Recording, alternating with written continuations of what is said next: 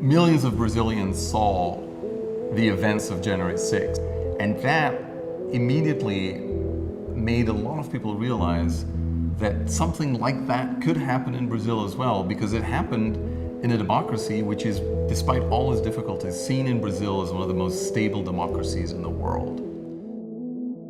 This October, Brazil will head to the polls for an election which pits its current far-right president, Jair Bolsonaro, against its former left-wing president, Luiz Inácio Lula da Silva.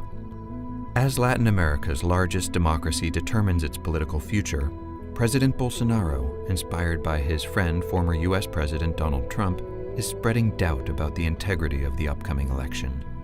American democracy has long served as a model for other countries. But we wanted to know what's at stake in fragile democracies like Brazil's when the United States fails to live up to its example. Não mais aceitaremos! So I traveled to Sao Paulo to speak with local experts about the upcoming election there and about America's influence on it. O Brasil sempre sofreu influência dos Estados Unidos.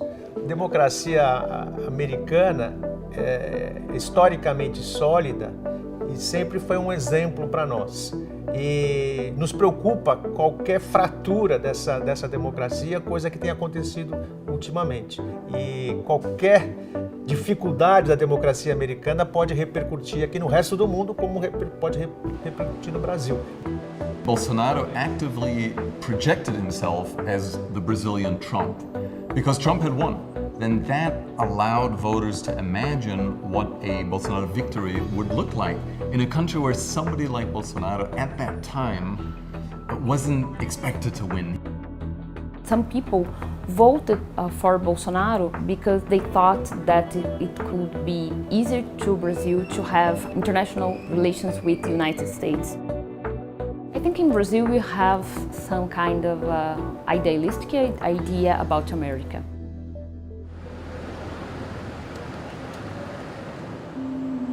Do you support Donald Trump? He's a great guy. Yeah. I love Donald Trump.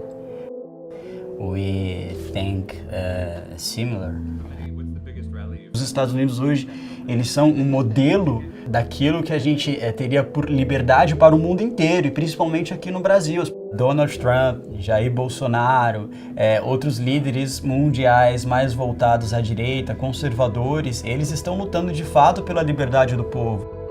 Isso é o principal fator que deve ser considerado por essas pessoas que acreditam que são uma ameaça para a democracia. Muito pelo contrário, eles são um fortalecimento da democracia. While in town, I caught up with a former student of mine from New York University. He had become a prominent pro-Bolsonaro pundit in the Brazilian media, but he has since converted and wants others to see what he sees in politicians like Jair Bolsonaro and Donald Trump. I think that Bolsonaro, in a way, also appealed to a sense of make Brazil great again. But the Brazil that he probably envisions harks back to the military years. His main slogan was Brasil acima de tudo. Brasil acima de tudo. And God above all. Deus acima de todos. Sounds a lot like Donald Trump. Indeed. I'll go beyond that. I think Bolsonaro, in large part, rode the coattails from the Trump phenomenon in 2016. He followed the Trump playbook.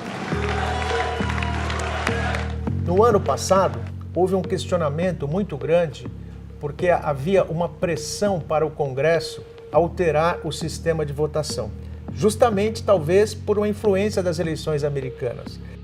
Bolsonaro is copying Donald Trump when he's trying to discredit the electoral process, saying that the voting system is not safe.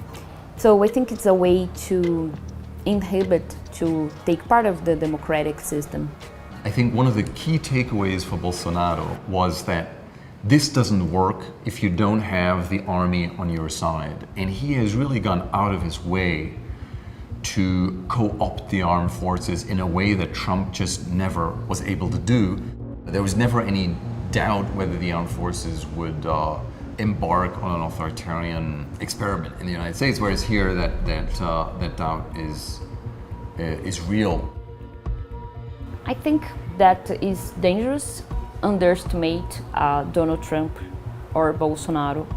because Bolsonaro, he prospers in a chaotic environment and sowing the seeds of distrust within the Brazilian society, Brazilian fabric. If Bolsonaro eventually loses, I simply cannot fathom, I cannot envision in any scenario the image of Jair Bolsonaro transmitting the presidential sash onto Lula, Moro, Ciro Gomes, or whoever might eventually emerge victorious.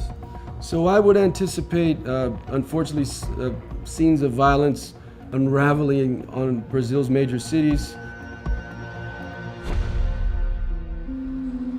I think that the near-death experience of US democracy actually provides the US government today with much more legitimacy to actually sit down with other countries and say, you know, let's talk about our problems. Perhaps there's something, you know, in Brazil or in Chile or some other country which can be implemented in the United States.